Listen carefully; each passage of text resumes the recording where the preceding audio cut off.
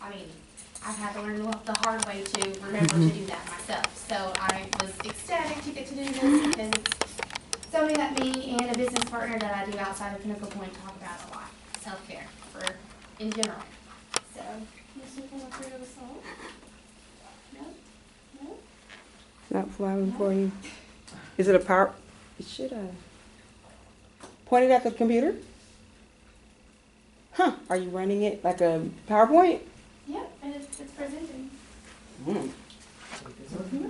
I can express the space for it. Oh, okay. Sure. Yes. Go ahead with that, and then I'll work on it.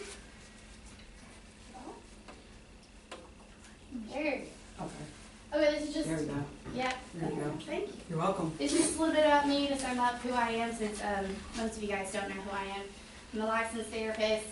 I also have a master's in public administration. The reason why I put that up there is because it's good to know just dynamics about people and how to integrate communication and stuff like that. So I find it goes hand in hand with what I do. I specialize in trauma therapy. That's why I'm working with this particular foster kiddo and why I was in court. EMDR, has anyone ever heard about that? Yeah. Yeah, okay, so I love it. I personally did that therapy before I was trained in it, just to feel, what it feels like to be on the other side, as well as, we all need to go to therapy, in my opinion, So, and then I work in various places. Pinnacle Point's my main day job, and then I have a business with another therapist, Foster and Growth Studios. It's right down the street, really, on Market Street. And we do psychoeducational classes like parenting and co-parenting and anger management. Yes, sir. So what is EMDR? Okay, so. I mean, I know what it stands for because it's right up there. Correct, yeah. So it was created by a neuroscientist. She realized that, like in REM sleep, our eyes move back and forth, and that's during the time that we are processing our memories in the long-term memory. Well, whenever something bad happens, it gets stuck in our emotional part of our brain, like the fight or flight reactions. And so the basis of that back and forth movement, she found that it helps to reprocess or deal with and then move those bad memories from an emotional reaction to a logical reaction. So it happened, I'm not going to forget about it, but I'm not going to have an overreaction or depression or whatever the case may be. And then I also do private practice too. So I'm busy. So this is what we'll go over today. What is trauma? Most of you guys already know what that is, but for argument's sake, I included it. From my research, I found that secondary trauma really wasn't the only thing. That was like a stage. Burnout comes first, secondary trauma, and then that actually leads to compassion fatigue. And I'll go into more of that. And then lastly, self-care. Okay, so trauma. Distressing or disturbing experience. That's subjective. So me and you guys, we can experience the exact same thing. Some of us may develop a traumatic response to that. Some may not. It's kind of like those people who, like first responders. Day to day, they're fine. They go into the big deals, and when most of us would be having a pretty traumatic reaction to that. So it just develops mental and emotional problems long term. So avoiding situations, flashbacks, anxiety attacks, bad dreams, the list is kind of from here to here, of various things that can be created from a really bad experience. Examples, shock to the body, an emotional wound or shock that creates substantial and lasting damage, witnessing these events, and then the statistic from SAMHSA, 61% of men and 51% of women report exposure to at least one lifetime traumatic event, and 90% of clients in public behavioral health care settings have experienced trauma. So I talk about trauma a lot with kiddos and adults. And it's just, and secondary trauma goes hand in hand with that. So events that are examples, military combat, of course, sexual assault and rape, physical abuse, as you see, these are all pretty big deals. Back before EMDR kind of changed, they used to classify trauma as little t and big T. So these would be like examples of big T. I don't really do that because everybody's big T's and little T's are different. And I'm not gonna go, oh, that's not as big of a deal as this guy over here. That's not okay. So it's your perceived perception of what the bad thing is. It could be going in front of the whole school and making a fool of yourself. That could be a traumatic experience. It just varies. So first stage is burnout. A condition of physical and emotional exhaustion, involving the development of negative self-concept, negative job attitudes, and loss of concern and feelings for clients. A state of physical, emotional, and mental exhaustion, a significant and clinically relevant depletion or loss of coping resources, of professional motivation, of self-esteem and adequacy, of social and peer support, and of a positive outlook on life. Not like depression. This is outward focus. So this is just maybe you're working too much, or maybe your personal life is really involved, and you're also dealing with really involved, professional situations. So this is the first step of, I need to go take a vacation, like that level. We're not to the point where maybe you should step back from this field, or we'll go over the possibilities in a little bit, but burnout is first. You start to feel tired. You start to feel like, oh, I gotta get up this morning. I'm not exactly happy about doing that. Those are like the first starting signs of secondary trauma. Slowly over time, it's correlated with emotional exhaustion. So I know for myself, if I hear a bunch of intense things throughout the day, I have a tendency to absorb that, not because I may have felt that before or experienced that, just because seeing bad stuff, like people's reactions to their bad stuff, it's pretty involved, right? So emotional exhaustion can happen. And you guys, like me, hear all kinds of stuff, see all kinds of stuff.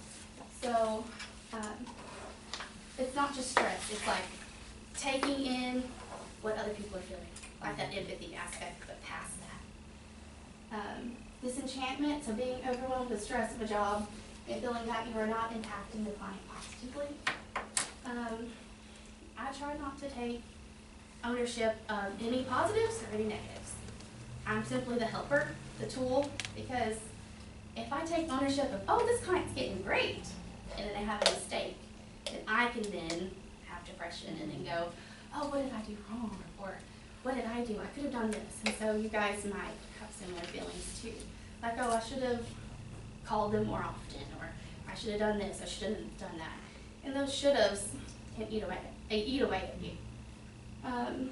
So conditions like long hours, overwhelming workload, poor pay, just not feeling like you're doing something. You feel like you're just spinning your wheels, right? So a common response is changing jobs or leaving the profession. So I have friends who are gung-ho about being therapists, and they get into the field and they realize, whoa, this was not what I was expecting. I was expecting a different dynamic, or not as involved, like, well, let's talk about anxiety every day. Like, that's not reality, right? So I've known people who've had to change professions because this is not their calling. Like, you have to be the certain type of person, like you guys, to be ready for what you'll be facing with these kids. So conditions that lead to burnout, like I said, long hours, working with clients with severe and chronic mental illness, absence of meaning or purpose, supervision dissatisfaction, often worse for those working in the public sector, lack of evaluation, feedback on performance. So, has anyone ever felt like this before? Yes. Right. Has anyone ever felt like, oh, I'm working so hard and I'm not getting any recognition for it? Yeah, that's a deadly concoction of leading to burnout. Like, why do I even need to work hard because I'm not going to get, acknowledged for it? Or Joe over here doesn't work hard and he doesn't get in trouble for it. Why should I put my neck out and work extra hours, right? I've heard that too. That's understandable. It's hard. So results, task ambiguity, so apathy, whatever. desire to escape, seeking distraction or arousal, more likely in work environments with a perceived lack of control, absence of meaning purpose, and men have higher overall burnout and higher levels of depersonalization. So separating the meaning from what you're doing. I'm just gonna compartmentalize this and just step back and I'm not gonna have an emotional reaction to it. That's basically what depersonalization is. So, secondary trauma. So from that, we go to here. And secondary trauma is not just the trauma aspect of it, but it's like the emotional and psychological being of self after you've heard a bunch of stuff for a long time. Maybe even seen things. So prevalent in the helper field of this. Pervasive cognitive and emotional changes in meaning and sense of self, like first responder, that's what this is referring to, therapist, really anyone who's helping. Vicarious traumatization and secondary trauma. Vicarious, so not being involved in the incident.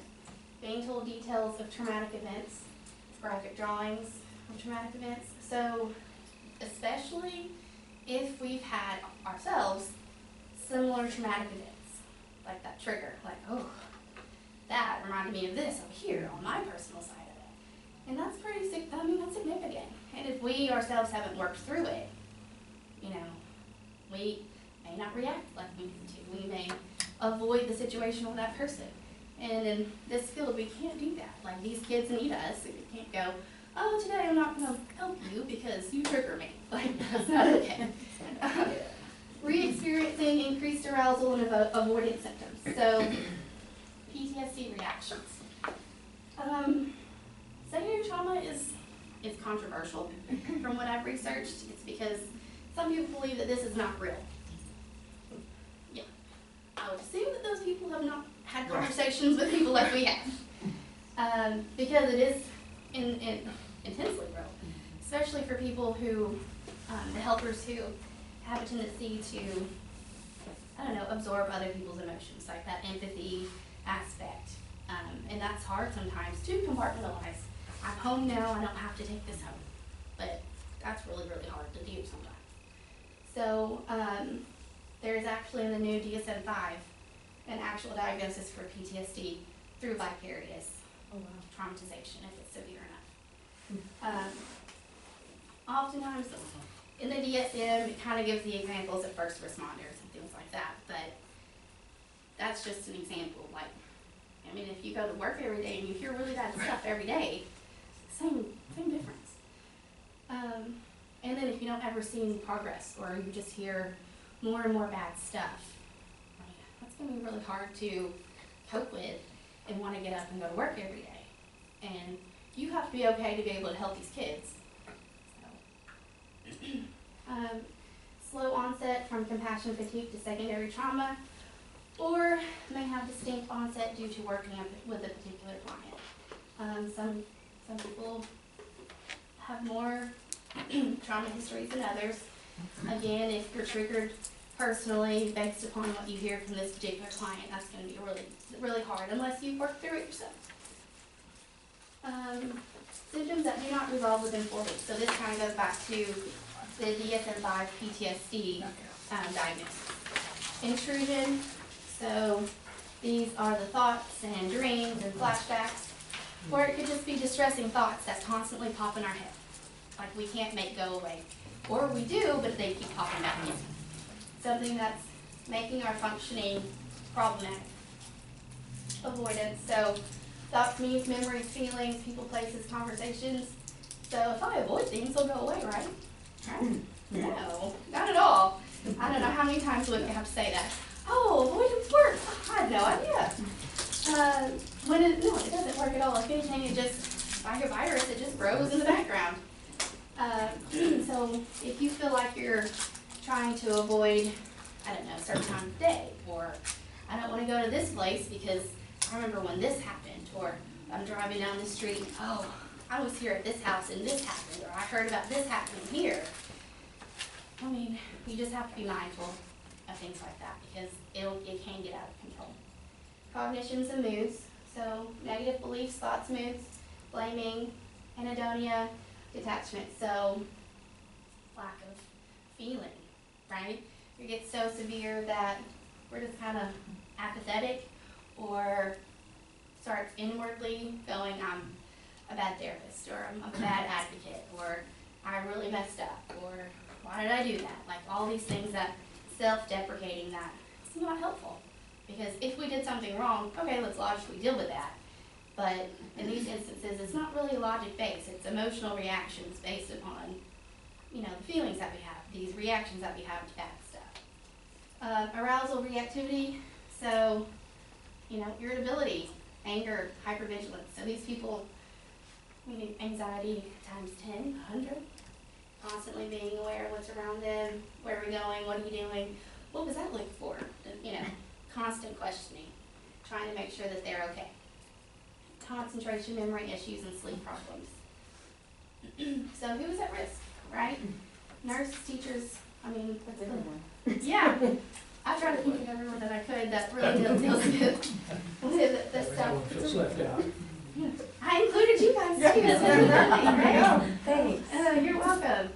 But yeah, prosecutors and judges, preachers, priests, religious leaders. I mean, they hear a bunch of stuff too. All kinds of things. And I think if you don't already, going into these fields, you're going to have to be aware that I'm fixing to deal with a lot of stuff. I need to then, we'll get to it, but self-care to counteract the things that I see or hear. So, risk appears greater in those who are female, have unresolved personal trauma, are isolated socially or organizationally, don't have a friend group, don't have a support group, maybe just goes to work because that's their purpose and then goes home. Feel like they have been inadequately trained for their job or role, or overworked or overwhelmed, use unhealthy coping strategies. So numbing, avoiding, isolating, addiction. So addiction, as you guys know, various things: food, drugs, sex, gambling, buying, like whatever it is that we're trying to cover up the true problem.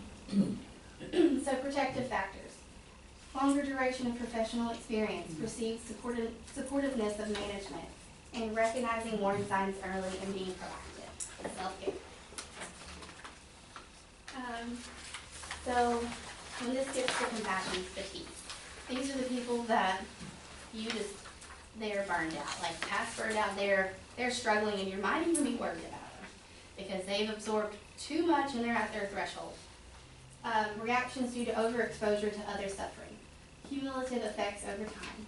So first responders, therapists absorb the client's pain, which leads to impacts professionally and personally. It's in any helper field. So, I don't know, sometimes I find myself being irritable at home after work. Not because of any particular problem, it's just because I'm freaking tired. And then mom, and I'm like, I have to then be mindful of how I react, and my facial features and everything like that, because it's not my kid's fault. You know, I don't want to create trauma for them. And so, mom has to have some breaks. I'm going to go to my room. Y'all chill right here for a minute, because they're older. They're fine. They're not like they're 2. So, being aware that I need a break is okay. Impacted by work with clients where compassion and empathy are the tools of the trade. My husband, he's like, leave it at work. Has anyone ever thought? Leave it at work. If it was that easy, right? Yeah. I'm sorry, I didn't realize that I was a different person at work. You know, it's really hard. And I've noticed that people who are empathic, absorb emotions, they have a hard time compartmentalizing. So separating themselves from this stuff out here, right? Because if we did that, we wouldn't truly be connecting in the way that we need to. It would be then just a role, a job, like, you know, logical, you know, cold. Having empathy is wonderful. You know, that's how we connect with people, how we make these kids feel safe. You know. Compassion fatigue symptoms. So lower self-esteem, apathy, poor concentration, perfectionism, rigidity. So personality kind of plays into a role in this too, how you are normally. But perfectionism and rigidity. So I have no control over what's going on, therefore I'm trying to control what I can. And as we all know, we can't control everything. So that can cause even more problems, and then thereafter causing a snowball effect. Negativity, irritability, excuse me, sorry, my nose is just running. Guilt, anger, anxiety, fear, sadness, overwhelmed, drained, powerless, lapses in empathy, calling into work promptly, avoiding volunteer opportunities, not wanting more foster kids.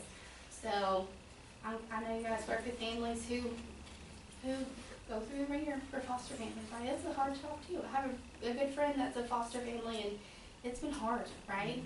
So, and it's just so sad whenever they're like, no more. Like, that was so bad that I'm done. And that just hurts my heart for all those involved, because I get it. You had a really tough time, but there's more kids that need help too, right? So, these are tough conversations to have, but something that we have to call attention to, because we don't need foster homes closing. Self-care. Yay. Okay, so emotion-focused coping, lower levels of burnout. So being aware of our emotions, being aware of our reactions, mindfulness, paying attention to what our body's doing instead of just ignoring it, like that avoidance tactic, or constantly being in work mode and never taking the time to stop and go, what's going on here? Why am I irritable? Why do I not feel good? Instead of just constantly reacting.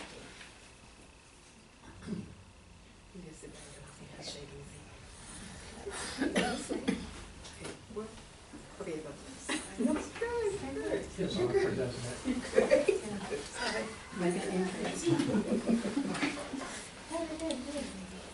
Maladaptive coping, so things that do not help. Denial, substance abuse, but distraction, self-blame. Again, we cannot take ownership of what these clients and these families do. We try our best, support and love, do what we have to, but we can't at the end of the day go and believe that you caused whatever outcome to happen. That's not fair to us, because we're the helpers. We're not the ones that control these situations, because if we were, our job would be easy. If I could just go, okay, here's my magic wand, I need you to quit making irrational choices. Okay, well, that would be amazing. But we all have our own brains, right?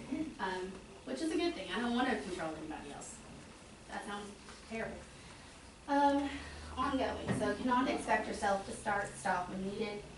Easier to increase and decrease dependence on the stress level. So being mindful again. So if you feel yourself amping up or feeling like your level is getting higher, stop. Take those breaks. Say, okay, boss, like, you need me to go here right now, but I know that I need to go take a 5-minute break in my car, because I need to be in the right mindset to go help those kids. Or I need to be in the right mindset to hear this stuff right now, because if I'm not, I don't want to be apathetic and not care, because my emotions are so overwhelmed. I don't want to have an overreaction. Because kids, especially kids from trauma, are so intuitive. They know whenever they feel like, oh, that adult's not listening. And so I would hate to be so overwhelmed, go into a room with some kiddos, and then they'll realize, oh, she doesn't care. She's worried about her own stuff. Well, that's counterproductive. Like, why even go in the room? So we have to be aware. Take time to sustain relationships, and practice self-care equals less compassion fatigue. Proactive.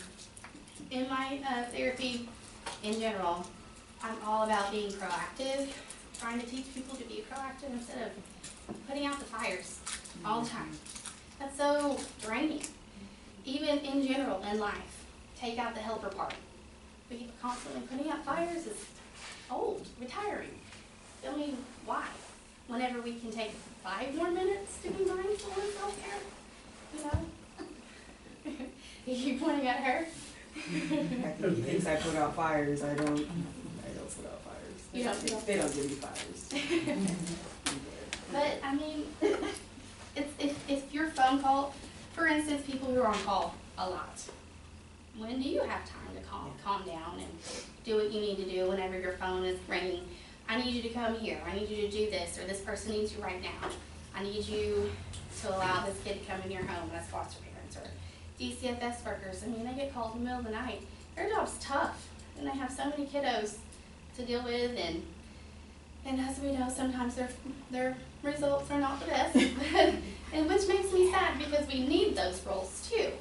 And it's just, I don't know, perfect storm waiting to happen. It should be ongoing and increased when needed.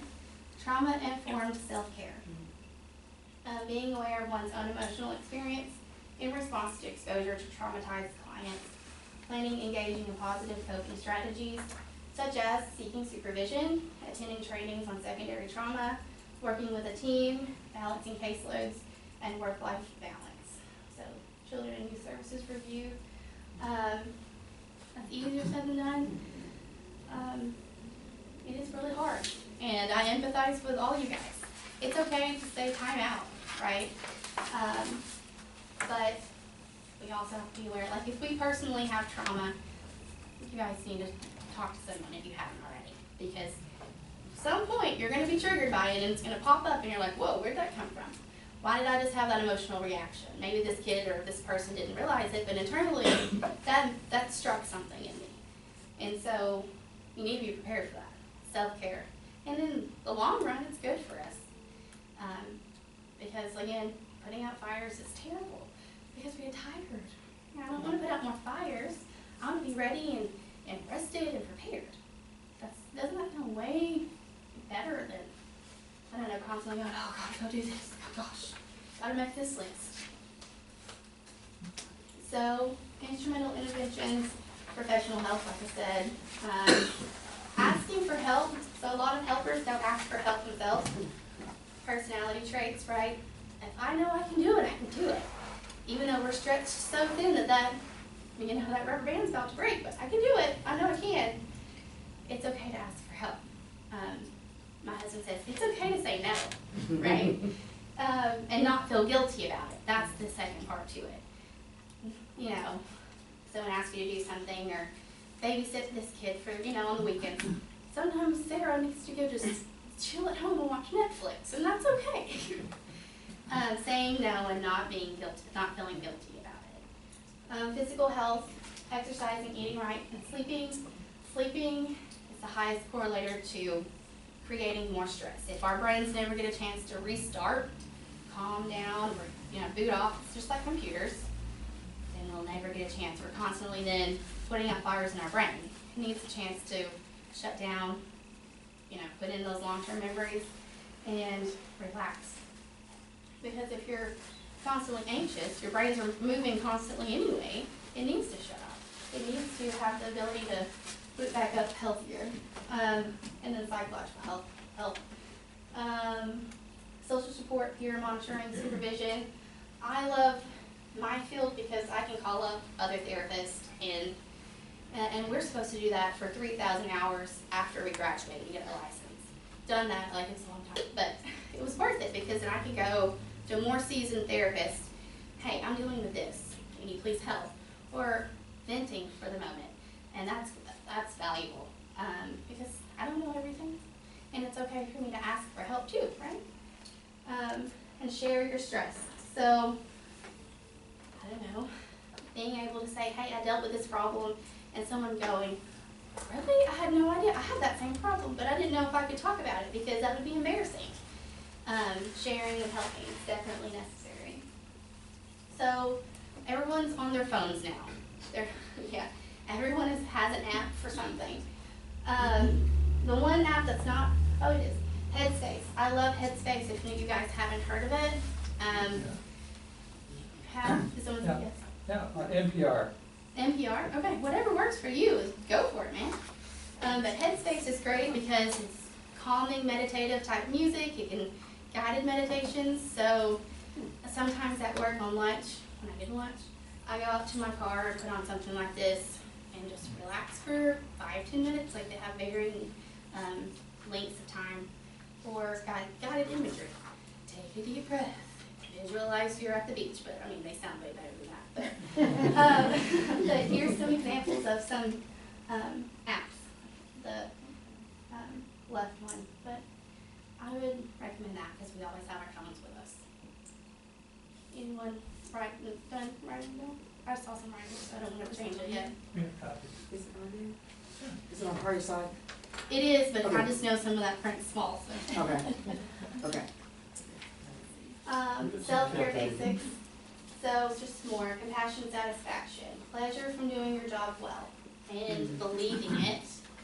Because I know also with helpers, logically I know I did well, but then I'm gonna second guess myself because I could have done X, Y, and Z. But then that just creates more problems. Like, just go logically. Well, how did I do? Oh, I know I did well. Then that reinforces how well we do. We have better self-confidence, and we do better than thereafter.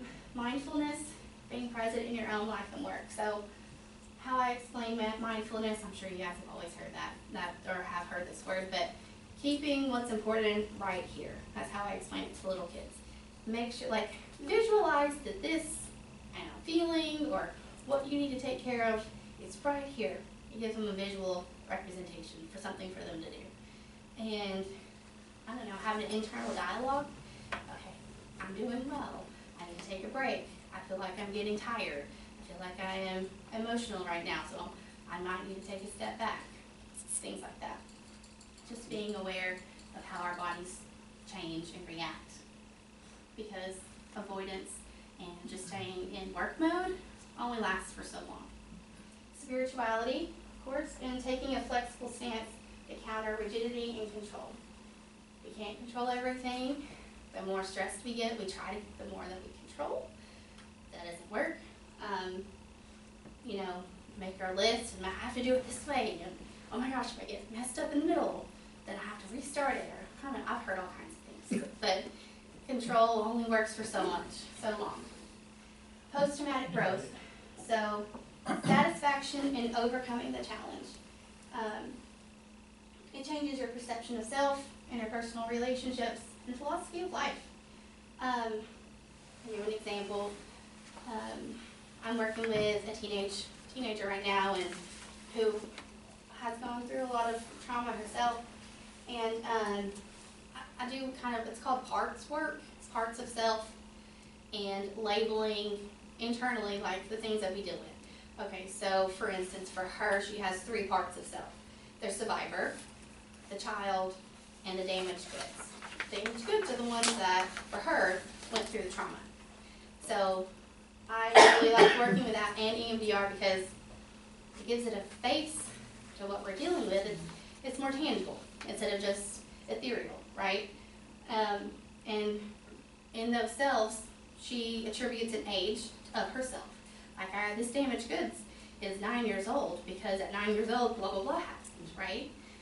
So she's moving from that damaged goods part, being in control, to now being the survivor, right? So philosophy of life, perception of self. It's really empowering to see that. It's wonderful because she's working on self-care. She's working on being mindful. And I just really like parts work too. Reactive or proactive. So this is just some more tips. Set up ahead of time a contingency plan with peers should you notice you're struggling. Hey, so-and-so, can you take my client, or I don't know, whatever. I don't know how you guys do it necessarily, but for us, it's hard. I don't really hand off any clients. I'm still, work all the time, but it's okay for me to like, okay, client, Miss Sarah can't come in today for whatever reason. Never do that because that makes me feel guilty. And I need to take what I'm preaching, right? But it is okay to do that because, again, if we're not okay, I can adequately help these people. Accept occasional failures, right? We think they're failures, personally. Oh man, I really jacked that up, or I can't believe I said that, or oh, I should have made this choice instead. And getting stuck in those what ifs and self-deprecating statements instead of going, yeah, I messed up, and this is how I need to do it better next time. Just simple thinking skills. Protect your off time. Energy vampires. So I have a work cell phone, And I try to encourage my people, hey, like if it's after hours or on weekends, you know, just if it's not an emergency, you can text, but I may not answer, right? If it's an emergency, here's some numbers that you can call because, and realistically, how can I help an emergency on the weekend anyway? I'm not going to run over to your house in the midst of a fight. You know, that's not a good idea. It could create some, yeah. This is great. All right, it's a hidden home. Yeah. Oh. Yeah. Yeah. But we all have to have off time. Schedule that completely. And it's okay to be like, client, I'm sorry, I can't answer you right now. If it's an emergency, here's your options, 911. We have a hotline, our emergency hotline number through the hospital, and suicide hotline. I give all that out. But you have to turn off the phone. And personally also, so family members that call you up and ask for all this extra stuff that maybe you normally wouldn't do, but they know that you're a great person and you'll do it anyway. So it's okay to then have your time out from family members too. And if they don't understand that, that's on them. Yeah. Because helpers get taken advantage of often because we don't speak up. We think, oh, I can help you, it's okay. But that's not healthy in the long run. We have to say no sometimes. Regular vacations, setting boundaries, separating work and private life. Like, for instance, the phone thing with me. Striving for a balance between work and life. So if I've had a difficult day, I'll pre-teach is what I call it. So mom had a bad day when I get home. I don't feel that well right now. I'm gonna go to the room and just calm down for a few minutes. Let me know if you need anything. My husband's there too, but letting my kids know that, hey, it's okay to be stressed. It's okay to be frustrated. It's okay to have these emotions and be overwhelmed. And showing them how to better handle it. Plus, being in a quiet space for 5 minutes. Like, that sounds wonderful, right? And we just have to do that sometimes. Personal therapy is less burnout. Of course, I'm a therapist. I'm going to recommend that every day. And I've gone to therapy as a therapist. If I hadn't, I feel like that's kind of contradictory. I need you to go to therapy. I'm not going to go to therapy. That's not fair, but it's great. I hope you find a therapist that you connect with and you're able to say what you need to say, because that's your time. And if you're not jiving with your therapist, there's thousands of us out here. So I try to tell my clients, if you need something from me that I'm not providing or I can't provide, I will help you find somebody, because this is your time and I don't want you to feel like you have to come to me. This isn't about me, it's about you. So if you guys are seeing a therapist, just remember that. Give your brain a break and laugh. Laughing is wonderful. I don't know, spending time with kids and grandkids, or laughing with your clients, man. I love it whenever, like, the teenagers come in and they're all broody, but then we end the session laughing. Like, that's great. Laughing is great medicine. And the quickest way to calm down or feel better is also deep breathing. Scientifically, if you get more oxygen to your brain, you are able to calm down. So remember that too. Laughing and deep breathing.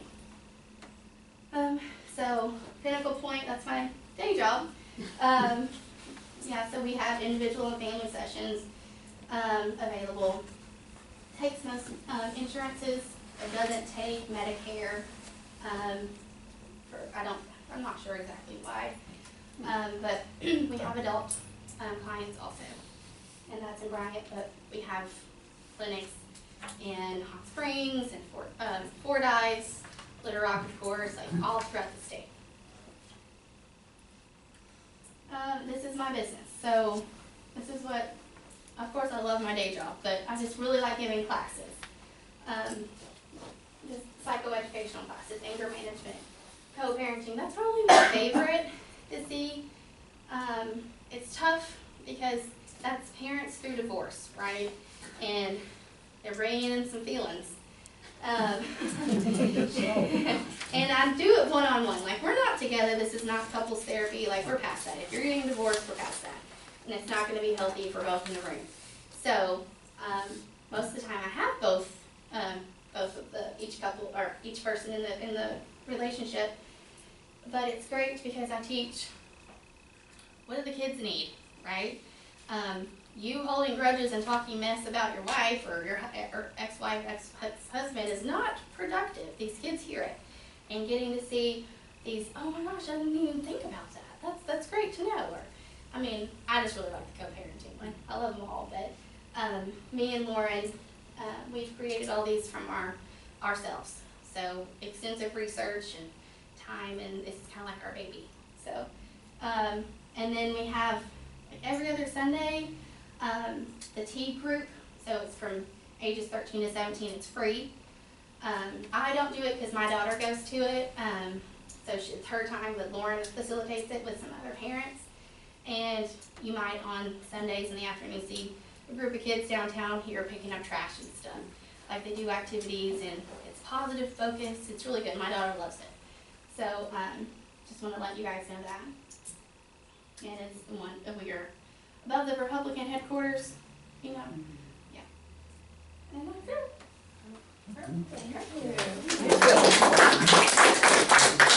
Is it question time? Yeah. Sure. Okay. I'll do my best. I guess I had kind of a sheltered upbringing because for the first time in my life, I'm coming in contact with people that have seriously screwed up their lives. Okay. And screwed up the lives of other people. They're violent, sometimes engaged in criminal activity, they've got addiction. And as a result of that, I think I've kind of lowered my estimate of humanity in general.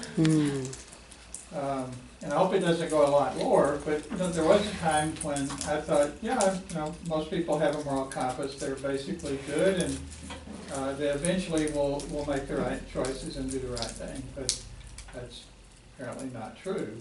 Right.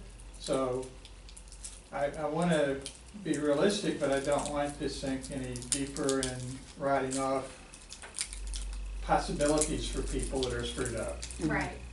I mean, I feel like that could go into compassion fatigue and all this, right? It's kind of like that apathy or trying to compartmentalize it and separate ourselves from, because I look at it like, you know, whenever you get a new vehicle and then you see everybody else that has the same vehicle, it's because we're kind of stuck in that mindset. It's not because there are more vehicles of that's the same as yours, it's just because we're paying attention to it.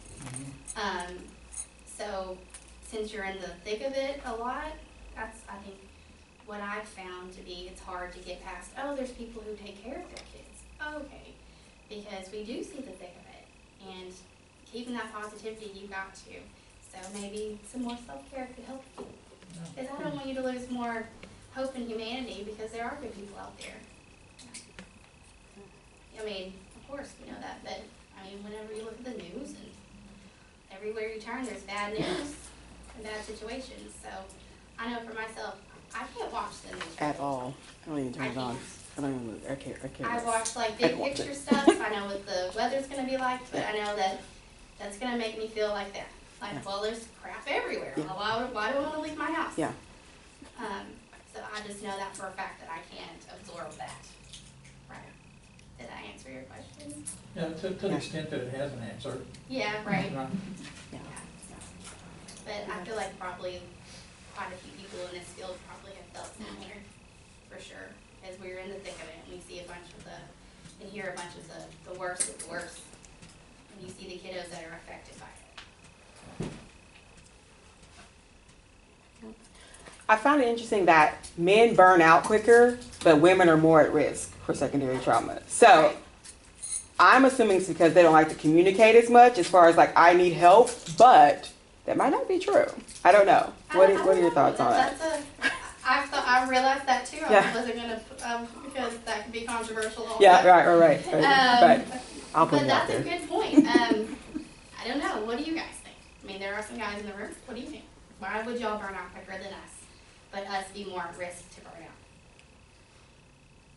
We have higher expectations. Okay. Okay. I didn't even think about that answer. That's great.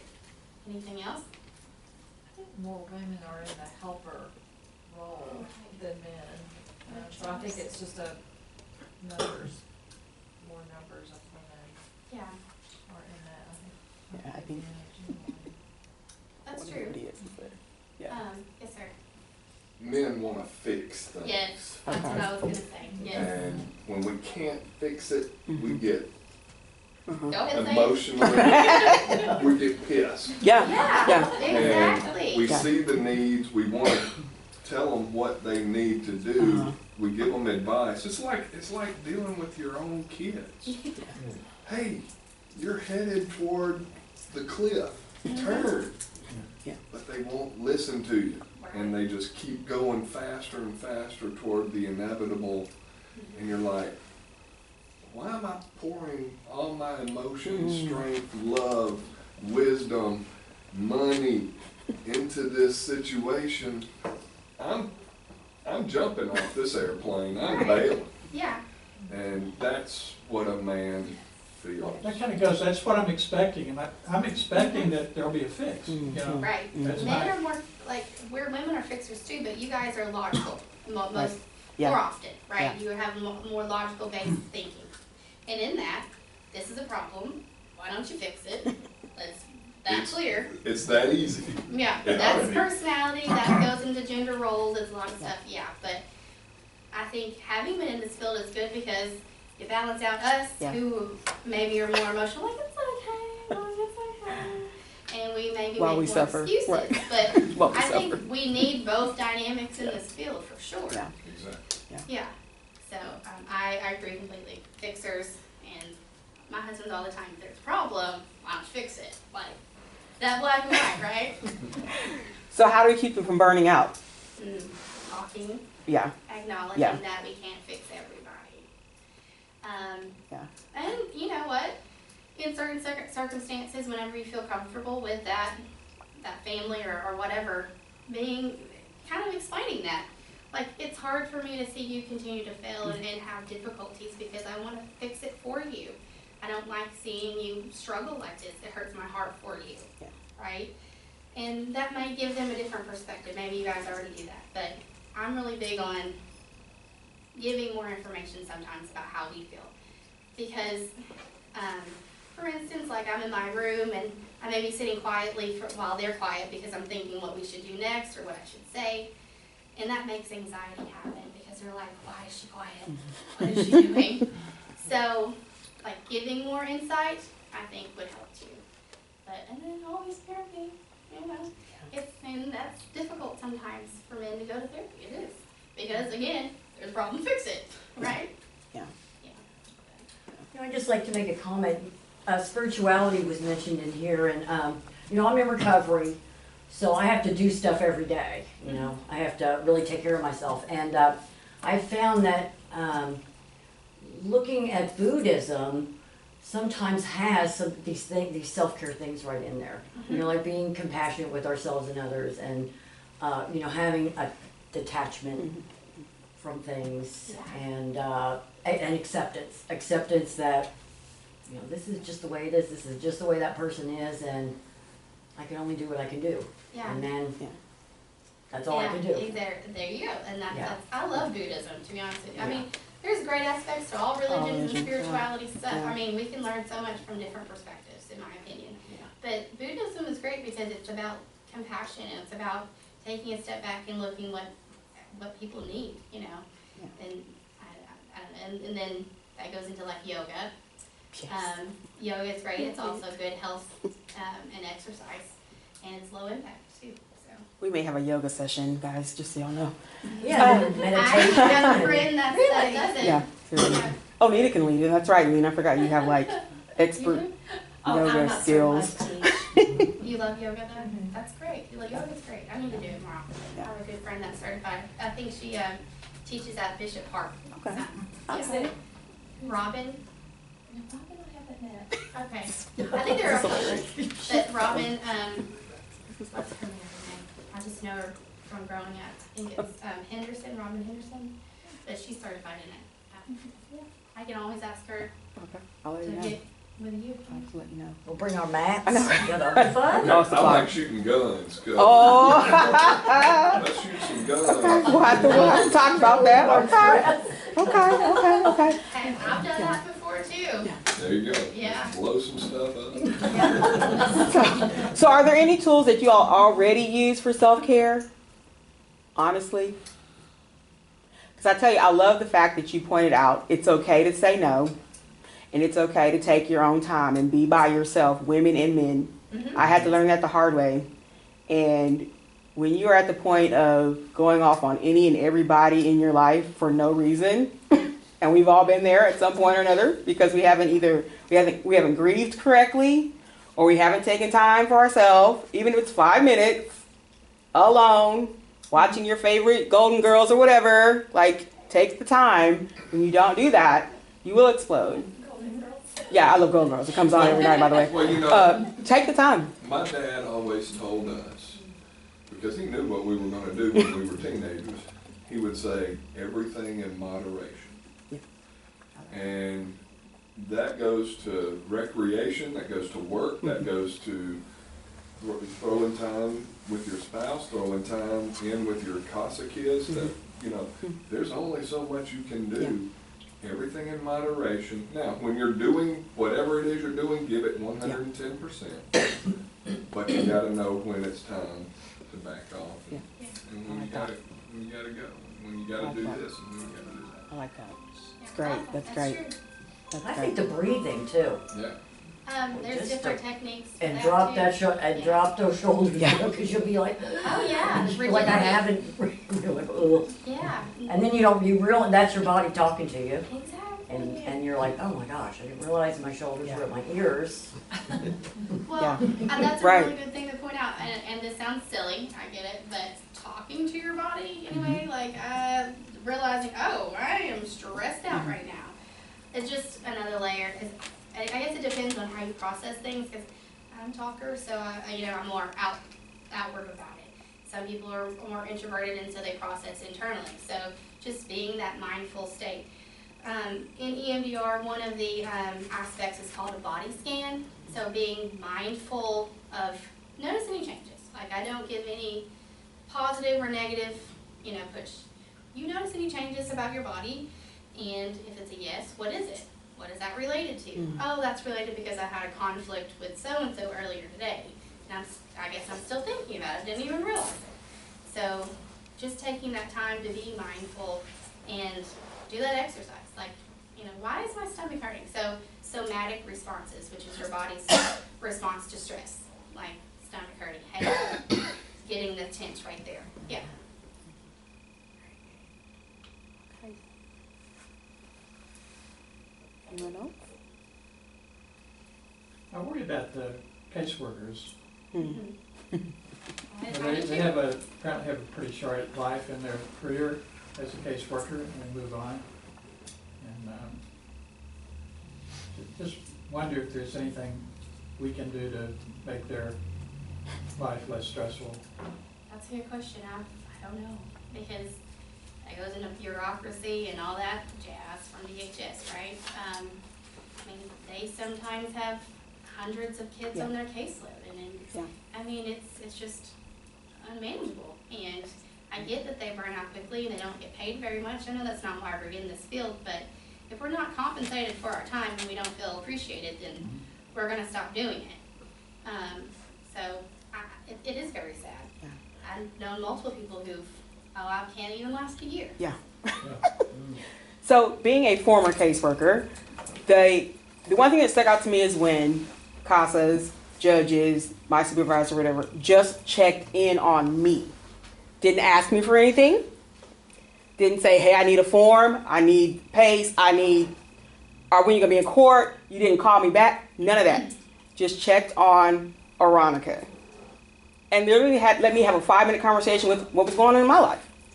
That made me respond to the parent even quicker. I will not lie to you. That made me make my court reports better for that family. Just the check-in. Drop them a thank you note. Hey, send them a box of candy. Take them a Coke. They like Sonic. Take them a drink. Just random. I was thinking of you today. It will make a world of difference in the responses you get, how your case goes. I promise you, it changed me. You feel appreciated at that point. Yeah. And then, Yeah. I want to keep doing it because Absolutely. my efforts are being recognized. Yeah, that's great. I wish more supervisors and upper management would do that in general, Yeah. because we know quite a few people, I'm sure, who, man, my boss is just a real, Yeah, you know, yeah, yeah. and if they just, I mean, that's a different role entirely, being a boss is hard, but taking the time to appreciate your employees it's valuable. Yeah. Good deal. Anyone else? All hearts and minds are clear. This is great. Thank you so much, Sarah. I appreciate you. Not a problem. Yeah. Hopefully I presented on what you were hoping I would. Yes, absolutely. Absolutely.